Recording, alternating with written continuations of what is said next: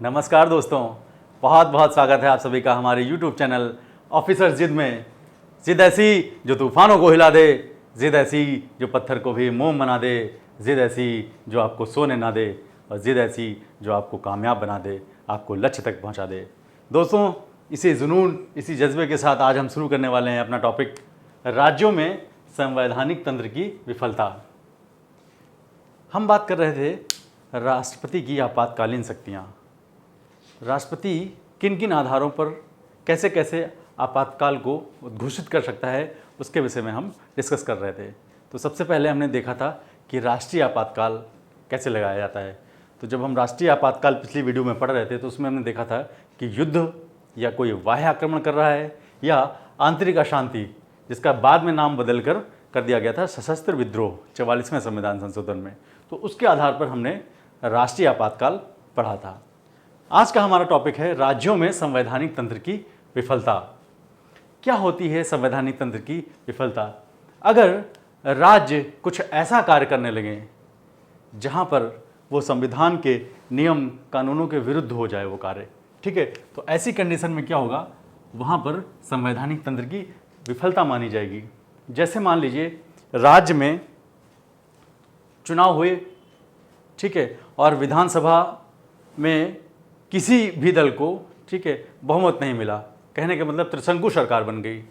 तो ऐसी कंडीशन में क्या होगा, राज्यपाल, ठीक है, अनुमोदित करेगा या प्रतिवेदन देगा राष्ट्रपति को कि भाई हमारे वहाँ कोई सरकार बना नहीं पाया है, ठीक है, किसी के पास क्षमता नहीं है सरकार बनाने की। तो क्या होगा, वहाँ पर राष्ट्रपति शासन लागू हो जाएगा। या ऐसी कंडीशन हो जाए कि मान लीजिए विधानसभा का चुनाव हुआ और कोई जो दल था वो बहुमत पा गया। अब बहुमत पाने के बाद वो कह रहा है कि भैया हम सरकार नहीं बनाएंगे, ठीक है, मना कर दे सरकार बनाने के लिए, कह दिए हमारा मन ही बदल गया, अब हम सरकार नहीं बनाएंगे। तो वो सरकार नहीं बना रहा है और उसके अलावा भी कोई ऐसा दल नहीं है जिसके पास बहुमत हो, तो वो भी सरकार बनाने के काबिल नहीं है। तो ऐसी कंडीशन में भी क्या हो जाएगा, वहाँ पर राष्ट्रपति शासन लगाया जा सकता है। या तीसरी कंडीशन ऐसी हो सकती है कि जो राज्य है कुछ ऐसी गतिविधि कर रहा है जो राष्ट्र की एकता, अखंडता या संप्रभुता के विरुद्ध है, कुछ ऐसे कार्य कर रहा है जो राज्य, ठीक है, वो राष्ट्र से अलग होने की कोशिश कर रहा है। मान लीजिए उत्तर प्रदेश कह दे कि हम अलग देश बनेंगे, कुछ ऐसे नियम कानून पारित करने वाला हो, तो ऐसी कंडीशन में भी क्या होगा, वहाँ राष्ट्रपति शासन लगाया जा सकता है। वो समझा जाएगा कि उस संबंधित राज्य में संवैधानिक तंत्र क्या है, पूरी तरह से विफल हो चुका है। अब वहाँ पर राष्ट्रपति ही क्या करेगा, अपने हाथों में शक्ति ले लेगा, संसद अपने हाथों में शक्ति ले लेगा और पूरी तरह से वहाँ पर जो शक्ति का संचालन है वो संसद करेगा, ठीक है। तो अब देखते हैं, जब इसी को राष्ट्रपति शासन भी बोलते हैं, ठीक है। हालांकि संविधान में सिर्फ और सिर्फ यही वर्णित है, राज्यों में संवैधानिक तंत्र की विफलता। कहा सुनी भाषा में, ठीक है, या बोलचाल की भाषा में इसको बोलते हैं राष्ट्रपति शासन, ठीक है। अब इसमें हम दो आर्टिकल को पढ़ेंगे। पहला आर्टिकल है आर्टिकल नंबर 355। क्या कहता है आर्टिकल नंबर 355? कहता है कि प्रत्येक राज्य संवैधानिक व्यवस्था के अनुरूप ही कार्य करेंगे। सारे राज्य संवैधानिक तंत्र के अनुरूप ही काम करेंगे, संविधान से बाहर हटकर या संविधान में जो भी चीज़ें, जो भी निर्णय, जो भी नियम कानून दिए गए हैं, ठीक है, उसके अनुसार ही काम करेंगे। यदि किसी राज्य में संवैधानिक तंत्र विफल हो जाए तो वहाँ पर क्या लगता है, आर्टिकल 356 लागू हो जाएगा। ये कहता है आर्टिकल नंबर 355। अब बात करते हैं आर्टिकल नंबर 356 कहता क्या है। आर्टिकल 356 कहता है अगर राज्यों में जो संवैधानिक तंत्र है वो पूरी तरह से अगर विफल हो जाए तो उसकी जो शक्ति है वो केंद्र के पास आ जाएगी, या विफल हो जाने पर राज्य सरकार केंद्र के नियंत्रण में आ जाएगी। तो जो राज्यों की सरकार है वो पूरी तरह से क्या हो जाएगा, केंद्र के नियंत्रण में आ जाएगी। इसे ही हम कहते हैं क्या, राष्ट्रपति शासन, या राज्य आपातकाल, या संवैधानिक आपातकाल। संवैधानिक आपातकाल इसलिए कहते हैं क्योंकि कहीं ना कहीं संविधान पर खतरा है, या कह सकते हो संविधान के जो प्रारूप थे उसके विरुद्ध जाके कुछ कार्य हो रहे हैं। तो ऐसी कंडीशन में क्या होगा, राष्ट्रपति अपने हाथ में वहाँ का नियंत्रण ले लेगा। कहने का मतलब केंद्र अब पूरी तरह से सक्षम हो जाएगा वहाँ पर नियम और कानून बनाने के लिए, ठीक है। ऐसी कंडीशन में वहाँ की जो विधानसभा होगी वो भंग हो जाएगी और वहाँ की जो मंत्रिपरिषद है उसको पूरी तरह से रद्द कर दिया जाएगा। तो ये तो रही बात हमारे आर्टिकल नंबर 356 की। इसी को कहते हैं हम राष्ट्रपति शासन या राज्यों में संवैधानिक तंत्र की विफलता। अब किन किन आधारों पर, ठीक है, ये लगाया जा सकता है उसको हम देख लेते हैं। क्या आधार हो सकते हैं, क्या आधार हो सकते हैं? तो हमने बताया था कैसे लगाया जा सकता है। मान लीजिए राष्ट्रपति को ऐसा लगे, ठीक है, तो वो स्वयं लगा सकता है। राष्ट्रपति स्वयं लगा सकता है, या जो राज्यों के राज्यपाल होते हैं, क्योंकि जो राज्यपाल होते हैं वो कहीं ना कहीं केंद्र के ही क्या होते हैं, प्रतिनिधि होते हैं। तो अगर राज्यपाल को लगे, राज्यपाल को अगर ऐसा लगे कि संबंधित राज्य में क्या है, संवैधानिक तंत्रों के विरुद्ध चीज़ें हो रही हैं, है ना, तो वहाँ पर क्या कर सकता है, राज्यपाल प्रतिवेदन दे देगा। राज्यपाल के प्रतिवेदन द्वारा राज्यपाल राष्ट्रपति को प्रतिवेदन देगा कि भाई हमारे राज्य में, ठीक है, संविधान के विरुद्ध कार्य हो रहे हैं और देखिए यहाँ पर राष्ट्रपति शासन लगाना आवश्यक है। तो ऐसी कंडीशन में भी वहाँ पर क्या होगा, राष्ट्रपति शासन लग जाएगा। एक आधार और होता है इसको लगाने का, ठीक है, ये दिया हुआ है आर्टिकल नंबर 356 में, ठीक है, आर्टिकल नंबर 356 में। एक आर्टिकल और है हमारा, आर्टिकल नंबर 365, इसको भी हम देख लेते हैं। यही दो आधार होते हैं। अगर मान लीजिए राज्यपाल चाहे तो वो प्रतिवेदन देकर राष्ट्रपति शासन लगवा सकता है, या राष्ट्रपति स्वयं, ठीक है, अपने संज्ञान में लेकर वहाँ पर राष्ट्रपति शासन लगा सकता है। दूसरा कह रहा है आर्टिकल नंबर 365, ये क्या कहता है? आर्टिकल नंबर 365 कहता है कि अगर कुछ निर्देश अगर केंद्र द्वारा दिए गए हैं, कहने के मतलब केंद्र द्वारा दिए गए निर्देशों को राज्य मानने से इनकार कर दे, मानने से मना कर दे। कहने का मतलब कुछ इंस्ट्रक्शन अगर केंद्र ने दिए हैं राज्यों को, ठीक है, और उसको पूरी तरह से क्या कर दे, राज्य नहीं माने, कहते हम आपके जो नियम हैं, जो इंस्ट्रक्शंस हैं उनको हम फॉलो नहीं करेंगे, नहीं मानेंगे, तो ऐसी कंडीशन में भी वहाँ पर क्या सकता है, राष्ट्रपति शासन लगाया जा सकता है। ठीक है, तो यही दो आधार होते हैं राष्ट्रपति शासन लगने के। अब राष्ट्रपति शासन कैसे लगेगा वो देखते हैं। राष्ट्रपति शासन लगाने के लिए राष्ट्रपति एक उद्घोषणा करेगा, राष्ट्रपति उद्घोषणा करेगा,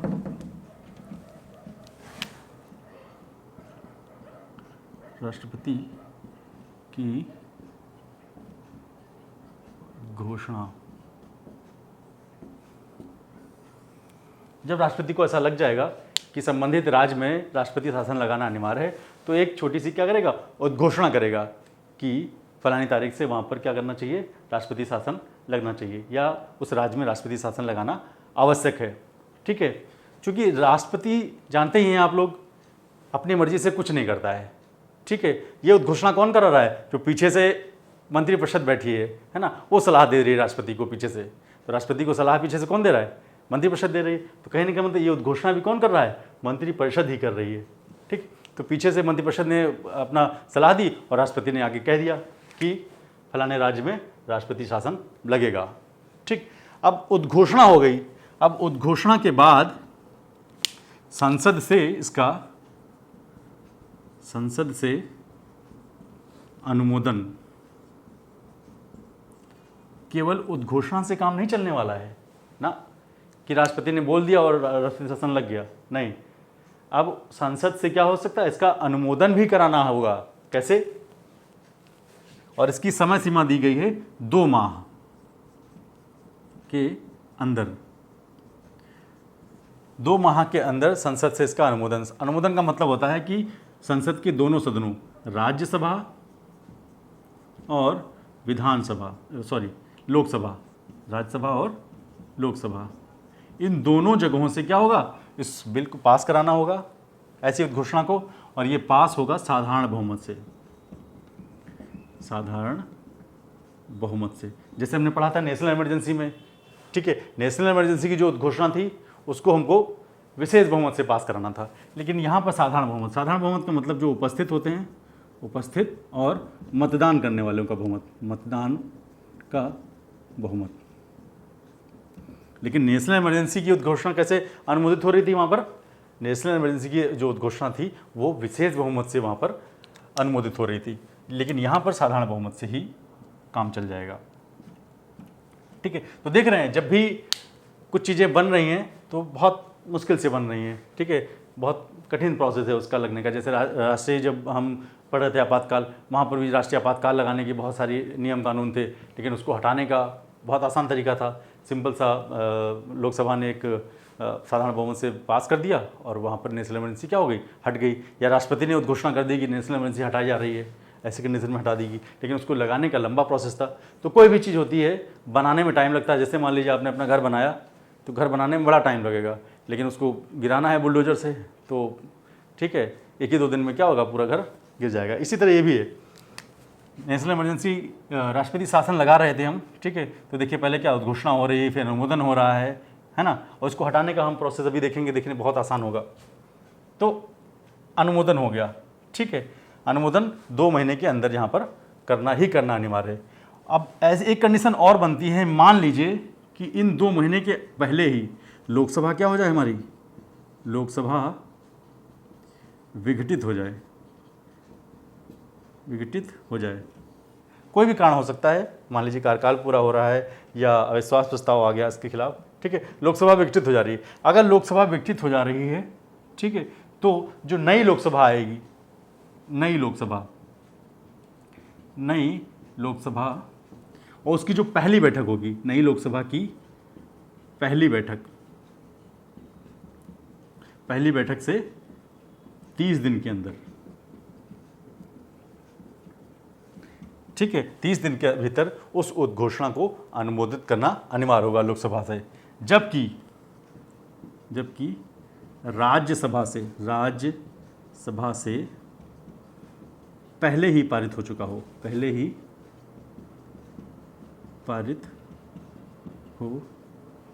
हो, कहने का मतलब ऐसा कोई बिल है, ठीक है, ऐसी उद्घोषणा थी, है ना, अब उन अनुमोदन के लिए रखा गया। अब अनुमोदन के लिए जब रखा गया तो अनुमोदन से पहले ही, कहने का मतलब इन्हीं 2 महीने के पहले ही लोकसभा क्या हो गई, विघटित हो गई। अब लोकसभा जब विघटित हो गई है, ठीक है, तो जो नई लोकसभा बन के आएगी तो उसकी जो पहली बैठक होगी वहाँ से अब 30 दिन हम जोड़ेंगे। उस पहली बैठक से 30 दिन के भीतर ही वहाँ पर उस उद्घोषणा को अनुमोदित करना या पारित करना लोकसभा से अनिवार्य होगा। और ये काम तभी होगा जब राज्यसभा से वो बिल या वो जो हमारी उद्घोषणा थी वो पहले ही पास हो चुकी है। ठीक, तो ये चीज़ ध्यान रखेंगे हम, लोकसभा। ठीक है, और एक बार में, है ना, एक बार में 6 महीने के लिए, एक बार में 6 महीने के लिए, ठीक है, हम क्या कर सकते हैं, राष्ट्रपति शासन लगा सकते हैं। एक बार में 6 महीने के लिए हम राष्ट्रपति शासन लगा सकते हैं। 6 महीने के बाद क्या होगा, पुनः संसद का अनुमोदन होना चाहिए। संसद का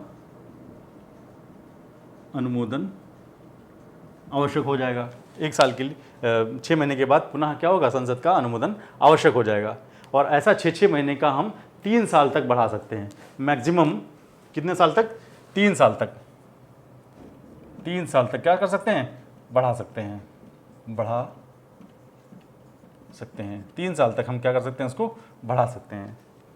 ये 44वें संविधान संशोधन से पहले की बात थी। लेकिन जब 44th अमेंडमेंट एक्ट आया, 44वां संविधान संशोधन आया, क्या कह रहा है 44वां संविधान संशोधन में, कि जो बढ़ाया जा रहा है 6 महीने का, ये सिर्फ 1 साल तक बढ़ाया जा सकता है। मान लीजिए पहली बार में 6 महीने के लिए बढ़ा दिया, फिर पुनः 6 महीने के लिए बढ़ा दिया, अब 1 साल हो गया। अब जब 6 महीने के लिए बढ़ाना होगा, ठीक है, तो वहां पर 2 कंडीशन होना अनिवार्य है। 2 कंडीशन होना अनिवार्य है। पहली कंडीशन ये है कि भारत के संपूर्ण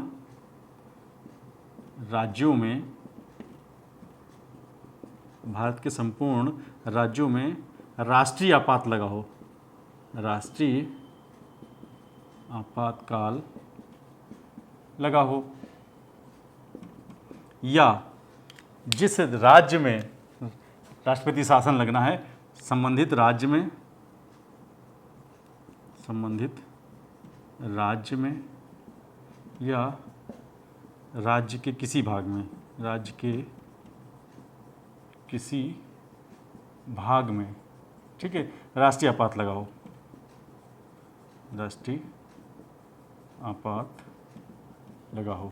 कहने का मतलब 6 महीने के लिए बढ़ाया हमने संसद के अनुमोदन से, फिर अगले 6 महीने के लिए भी बढ़ा सकते हैं।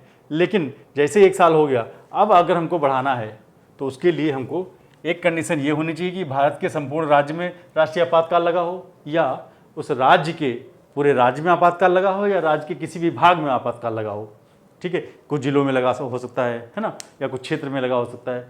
या दूसरी कंडीशन आती है कि चुनाव आयोग जो है, चुनाव आयोग यह प्रमाणित कर दे कि चुनाव कराना संभव नहीं है। कुछ ऐसी परिस्थितियां आ गई हैं जिसके आधार पर चुनाव आयोग कह रहा है कि संबंधित राज्य में चुनाव कराना, ठीक है, बिल्कुल भी संभव नहीं है। ऐसी कंडीशन में ही क्या हो सकता है, सिर्फ और सिर्फ तब आगे हम बढ़ा सकते हैं, अन्यथा की स्थिति में हम बढ़ा नहीं सकते। और ये जोड़ा गया था हमारे 44वें संविधान संशोधन, कॉन्स्टिट्यूशन अमेंडमेंट एक्ट 1978 में। ये चीज़ ध्यान रखनी होगी। पहले क्या था, 3 साल तक हम बढ़ा सकते थे कभी भी, लेकिन 3 साल से ज़्यादा कि हम नहीं बढ़ा सकते थे। 3 साल तक तो बढ़ा दिया हमने, 6 महीने करके 3 साल तक तो बढ़ा दिया। लेकिन 44वें संविधान संशोधन में कह दिया कि 6 महीने के लिए बढ़ाइए आप, उसके बाद फिर 6 महीने के लिए बढ़ा सकते हैं। लेकिन अगले 6 महीने के लिए बढ़ाने के लिए आपको ये कंडीशन वहाँ पर फॉलो करनी होंगी। पहली कंडीशन ये है कि भारत में राष्ट्रीय आपातकाल लगा हो, या उस राज्य में, पूरे राज्य में आपातकाल लगा हो, या उसी राज्य के किसी भाग में आपातकाल लगा हो। दूसरा, चुनाव आयोग कह दे कि नहीं भाई अभी चुनाव कराना वहाँ पर संभव नहीं है। मान लीजिए चुनाव आयोग कह दिया कि अभी चुनाव कराना वहाँ संभव नहीं है, तो क्या संसद फिर 6 महीने के लिए बढ़ा सकती है। 6 महीने बाद फिर चुनाव आयोग कह दे कि अब चुनाव कराना वहाँ पर आसान नहीं है या संभव नहीं है, तो 6 महीने के लिए और बढ़ाया जा सकता है। लेकिन 6 महीने के लिए कब तक बढ़ाया जा सकता है, केवल और केवल 3 साल तक। ये समय सीमा भी यहाँ पर ध्यान रखेंगे। राष्ट्रीय आपातकाल में क्या था, कोई समय सीमा निर्धारित नहीं थी, 6 महीने करके आप बढ़ा रहे थे लगातार, वो अनंत काल तक बढ़ा सकते थे। लेकिन यहाँ पर समय सीमा निर्धारित कर दी गई है 3 साल। 3 साल के बाद वहाँ पर संबंधित राज्य में, ठीक है, चुनाव आपको कराना ही कराना होगा, वहाँ की जो विधानसभा है उसको जीवित करना ही करना होगा। ठीक है, ये तो रही बात हमारे राष्ट्रपति शासन की उद्घोषणा की। अब राष्ट्रपति शासन लग गया है, तब वहाँ पर क्या प्रभाव होंगे उसके, देखते हैं राष्ट्रपति शासन के प्रभाव। जिस राज्य में राष्ट्रपति शासन लगेगा वहाँ पर कौन कौन सी शक्तियाँ राष्ट्रपति के हाथों में आ जाएंगी, कौन कौन सी शक्तियाँ राज्य की जो विधानसभा है उसके पास रहेंगी या नहीं रहेंगी, देखते हैं।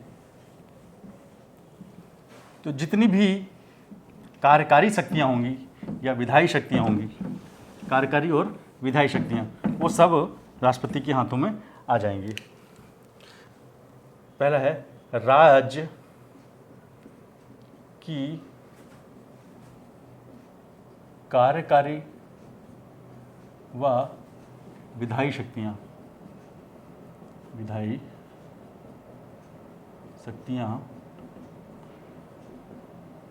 राष्ट्रपति के हाथ में आ जाएंगी, राष्ट्रपति के हाथों में आ जाएंगी। राष्ट्रपति के हाथों में आ जाएंगी क्योंकि राष्ट्रपति को तो पूरा देश भी देखना है, ठीक है, तो वो राज्य तो जा नहीं सकता संबंधित राज्य में, तो वो क्या करेगा, वहाँ जो राज्यपाल हैं उनके माध्यम से शासन करेगा, या वहाँ पर कोई कार्यकारी अधिकारी है, कार्यकारी अधिकारी, या वहाँ का कोई सचिव है राज्य का, ठीक है, उसके माध्यम से वहाँ पर शक्तियों का संचालन करेगा या कार्यों का संचालन करेगा। ये चीज़ हमने देखी, कार्यकारी शक्तियाँ और विधायी शक्तियाँ, ये दोनों शक्तियाँ राष्ट्रपति के हाथों में आ जाएंगी। तो जब दोनों शक्तियाँ आ जाएंगी तो वहाँ पर जो भी विधेयक से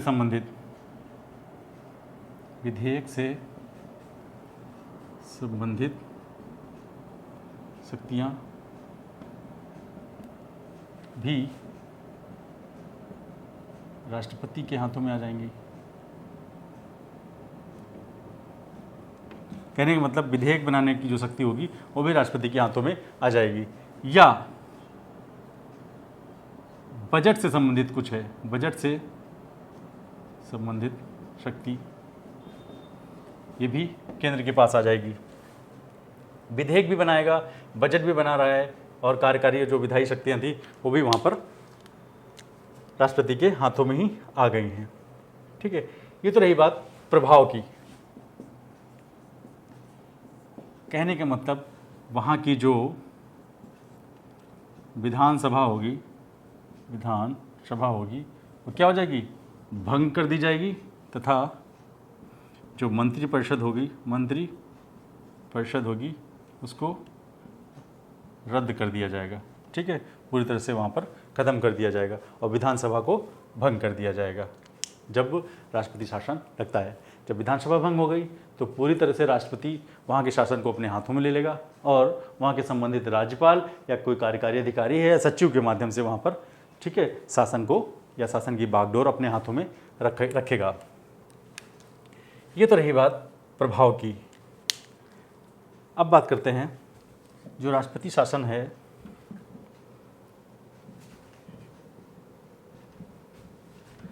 जब मान लीजिए ख़त्म हो जा रहा है, राष्ट्रपति शासन ख़त्म हो गया तो एक क्वेश्चन आता है दिमाग में कि राष्ट्रपति शासन के समाप्ति के पश्चात राष्ट्रपति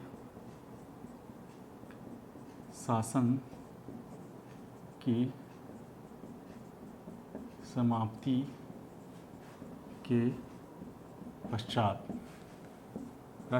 की समाप्ति के पश्चात जो वहाँ पर विधियाँ केंद्र ने राज्यों के लिए बनाई थी वो कंटिन्यू रहेंगी या ख़त्म हो जाएंगी।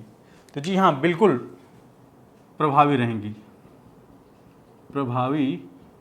बनी रहेंगी। कहने का मतलब राष्ट्रपति शासन के समय जो भी केंद्र ने राज्यों के लिए जो विधियां बनाई थी वो प्रभावी रहेंगी। कब तक प्रभावी रहेंगी? जब तक संबंधित राज्य की जो नई विधानसभा आएगी, राज्य की विधानसभा उस विषय पर पुनः कानून न बना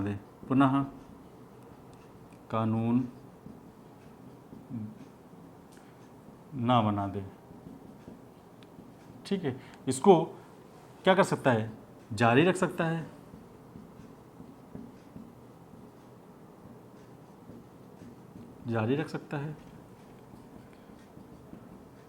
संशोधन भी कर सकता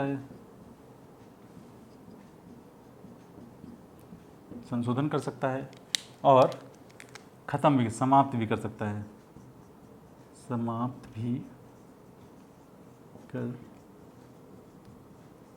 कहने का मतलब ये है कि राष्ट्रपति शासन खत्म हुआ, अब राष्ट्रपति शासन के बाद जो भी विधियां बनी रह गई थी, ठीक है, वो ऐसे प्रभावी रहेंगी जब तक वहाँ की जो नई विधानसभा होगी उसके द्वारा, है ना, ऐसा कानून न बना दिया जाए जिसमें उसको जारी रखने के लिए या संशोधन करने के लिए या उसको समाप्त करने के लिए कोई नया नियम ना बना दिया जाए। अगर मान लीजिए वो जारी रखती है तब तो एज इट इज़ रहेगी जो वहाँ पर राष्ट्रपति शासन के समय में संसद ने बनाया था, या उसमें कुछ संशोधन कर सकती है या उसको पूरी तरह से समाप्त भी कर सकती है।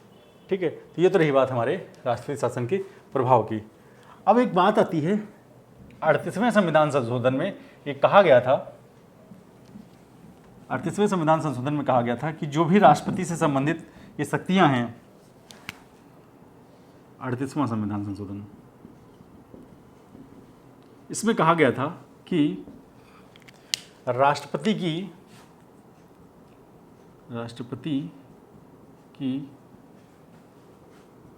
संस्तुति को न्यायालय में चुनौती नहीं दी जा सकती, चुनौती नहीं दी जा सकती, न्यायालय में चुनौती नहीं दी जा सकती। लेकिन जब 44वां कॉन्स्टिट्यूशन अमेंडमेंट एक्ट हुआ, ठीक है, 1978 का, उसमें बताया गया कि नहीं, इसके कार्यों को भी हम न्यायालय में चुनौती दे सकते हैं। कहने का मतलब राष्ट्रपति शासन से संबंधित विषयों पर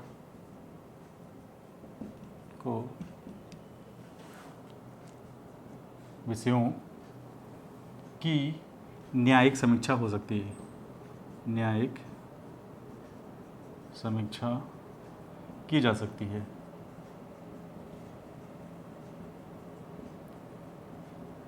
न्यायिक समीक्षा की जा सकती है। कहने का मतलब अगर उसको ऐसा लगे, ठीक है, कुछ आधार बता दिए गए हैं।